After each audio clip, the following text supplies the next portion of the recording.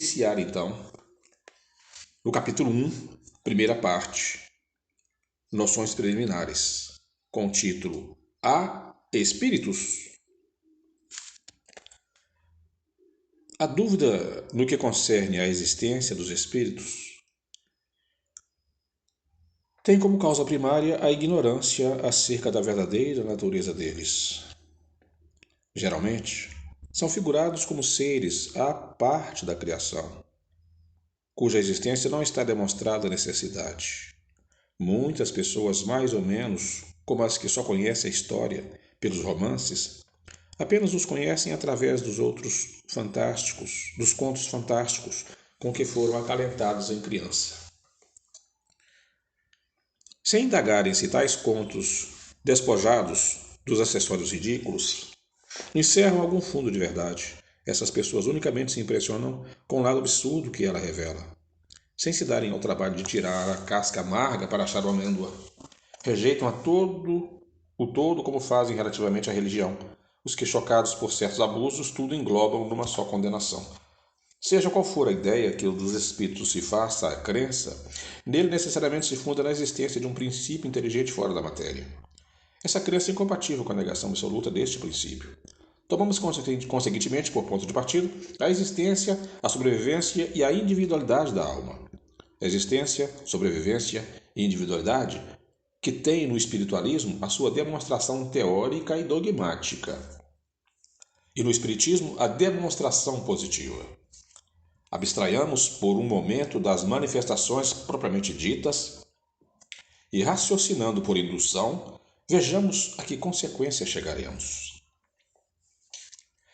Desde que se admite a existência da alma e sua individualidade após a morte, é forçoso também se admita, primeiro, que a sua natureza difere do corpo, visto que separada deste, deixa de ter as propriedades peculiares dele.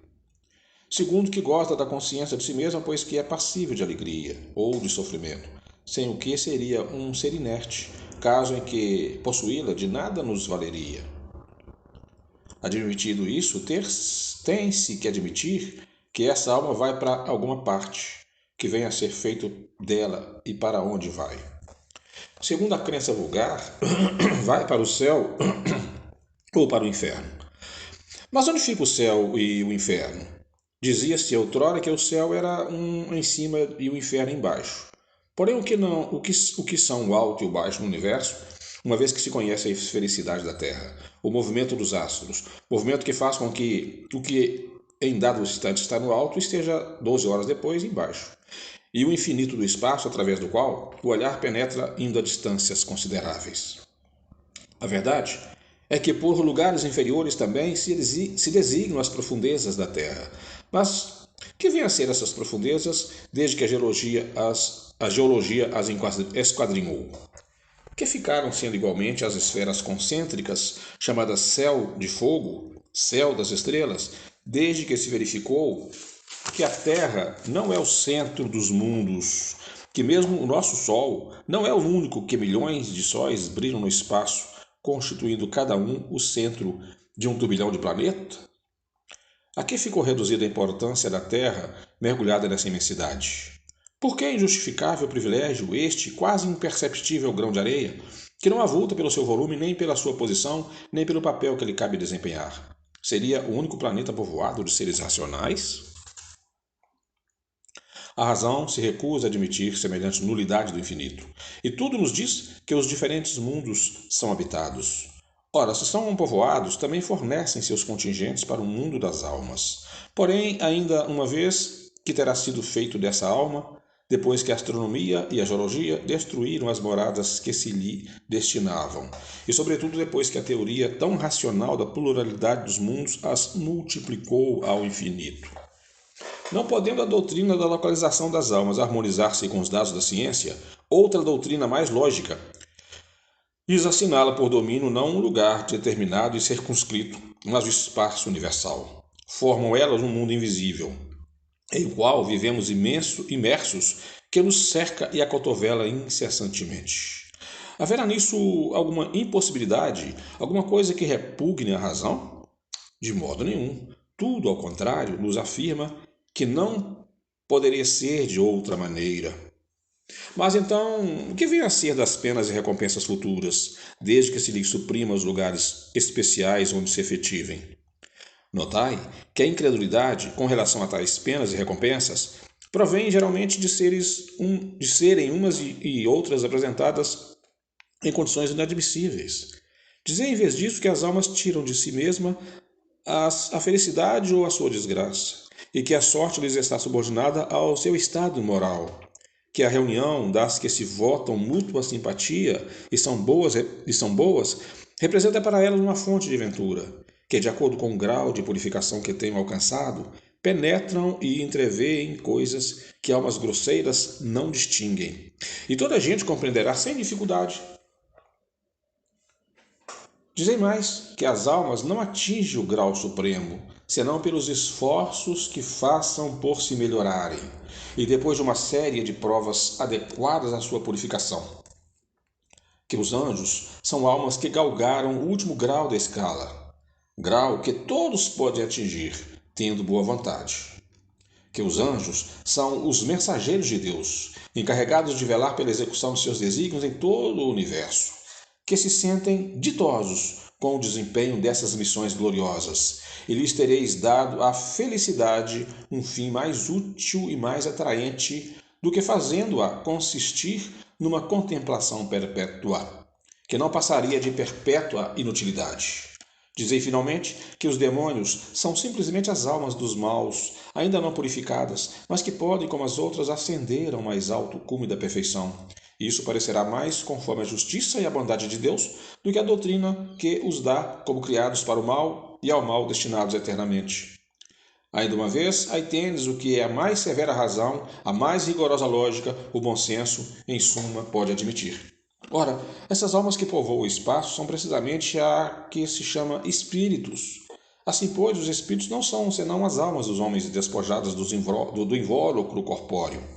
Mais hipotética lhe seria a existência se fossem seres à parte. Se, porém, se admitir que há almas, necessário também terá se admita que os espíritos são simplesmente as almas e nada mais. Se se admite que as almas estão por toda parte, ter-se-á que admitir, do mesmo modo, que os espíritos estão por toda parte. Possível, portanto, não fora negar a existência dos espíritos, nem negar a existência das almas. Isto não passa, é certo, de uma teoria mais racional do que a outra. Porém, já é muito que seja uma teoria que nem a razão, nem a consciência repele. Acresce que, se os fatos a corroboram, tem ela por si a sanção do raciocínio e da experiência. Esses fatos se nos deparam nos fenômenos das manifestações espíritas, que assim constituem a prova patente da existência e da sobrevivência da alma.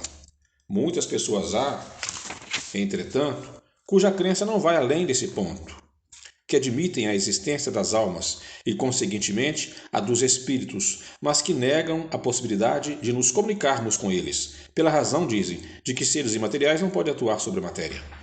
Esta dúvida assenta na ignorância da verdadeira natureza dos espíritos, dos quais, em geral, fazem ideia muito falsa, supondo-os erradamente seres abstratos, vagos e indefinidos, o que não é real. Figuremos primeiramente o espírito em união com o corpo. Ele é o ser principal, pois que é o ser que pensa e sobrevive. O corpo não passa de um acessório seu, de um invólucro, uma veste, que ele deixa quando usada. Além desse invólucro material, tem o espírito um segundo semimaterial que o liga ao primeiro. Por ocasião da morte, despoja-se deste, porém não do outro, a que damos o nome de perispírito. Esse invólucro semimaterial, que tem a forma humana, constitui para o espírito um corpo fluídico, vaporoso, mas que, pelo fato de nos ser invisível no seu estado normal, não deixa de ter algumas das propriedades da matéria. O espírito não é, pois, um ponto, uma abstração. É um ser limitado e circunscrito, ao qual só falta ser visível e palpável para se assemelhar aos seres humanos. Por que então não haveria de atuar sobre a matéria? Por ser fluídico o seu corpo. Mas onde encontra o homem os seus mais possantes motores, senão entre os mais rarificados, fluidos? Mesmo entre os que se consideram imponderáveis, como por exemplo a eletricidade. Não é exato que a luz imponderável exerça ação química sobre a matéria ponderável? Não conhecemos a natureza íntima do perispírito, suponhamo-lo, todavia, formado de matéria elétrica, ou de outra tão sutil quanto esta. Por que, quando dirigido por uma vontade, não teria propriedade idêntica à daquela matéria? Capítulo 1, continuação, item 4.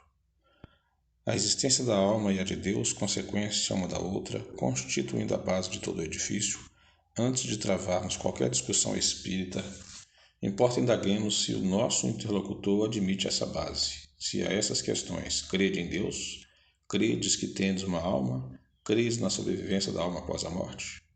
Responder negativamente, ou mesmo se disser simplesmente não sei, desejara que assim fosse, mas não tenho certeza disso, o que quase sempre equivale a uma negação polida, disfarçada sob uma forma menos categórica, para não chocar bruscamente o a que ele chama preconceitos respeitáveis.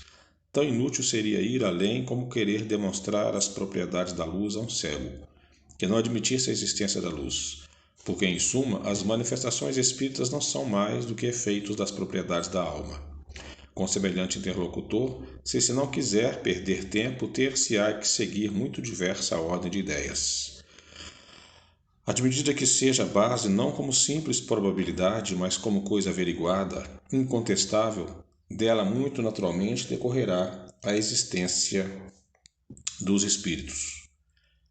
Resta agora a questão de saber se o espírito pode comunicar-se com o homem, isto é, se pode com ele trocar ideia. Por que não? O que é o homem senão um espírito aprisionado no corpo? Por que não há de o espírito livre se comunicar com o espírito cativo, como o homem livre se comunica com o encarcerado? Desde que admitis a sobrevivência da alma, será racional que não admitais a sobrevivência dos afetos? Pois que as almas estão por toda parte, não será natural acreditarmos que há de um ente que nos amou durante a vida se acerque de nós, deseje comunicar-se conosco e se sirva para isso dos meios de que disponha? Enquanto vivo, não atuava ele sobre a matéria do seu corpo? Não era quem lhe dirigia os movimentos?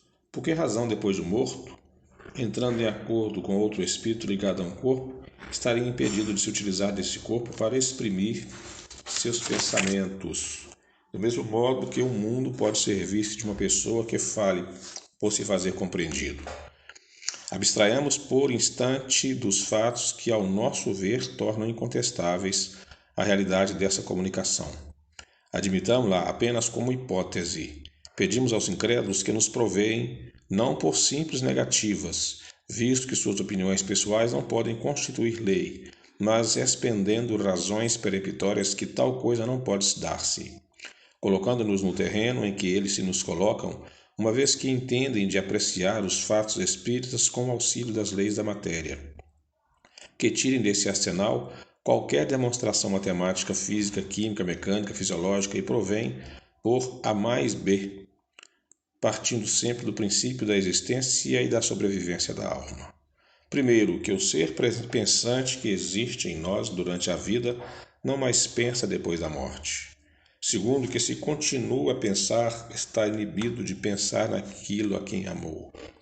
Que se pensa nestes, não cogita de comunicar-se com eles. Que podendo estar em toda parte, não pode estar ao nosso lado. Que podendo estar ao nosso lado, não pode comunicar-se conosco. Que não pode, por meio de seu envoltório fluídico, atuar sobre a matéria inerte. Que, sendo-lhe possível atuar sobre a matéria inerte, não pode atuar sobre um ser inanimado. Que, tendo a possibilidade de atuar sobre um ser animado, não lhe pode dirigir a mão para fazê-lo escrever. Que, podendo fazê-lo escrever, não lhe pode responder às perguntas, nem lhe transmitir seus pensamentos. Enquanto os adversários do Espiritismo nos provarem que isso é impossível, aduzindo razões tão patentes quais as que o Galileu demonstrou, que o Sol não é que gira em torno da Terra, então poderemos considerar-lhes fundadas as dúvidas. Infelizmente, até hoje, toda a argumentação a que recorrem se resume nessas palavras: não creio, logo isso é impossível. Dir-nos-ão, com certeza, que nos cabe a nós provar a realidade das manifestações. Ora, nós lhes damos, pelos fatos e pelo raciocínio, a prova de que elas são reais. Mas se não admitem nenhuma nem outra, se chegam mesmo a negar o que veem, toca-lhe a ele provar que o nosso raciocínio é falso e que os fatos são impossíveis.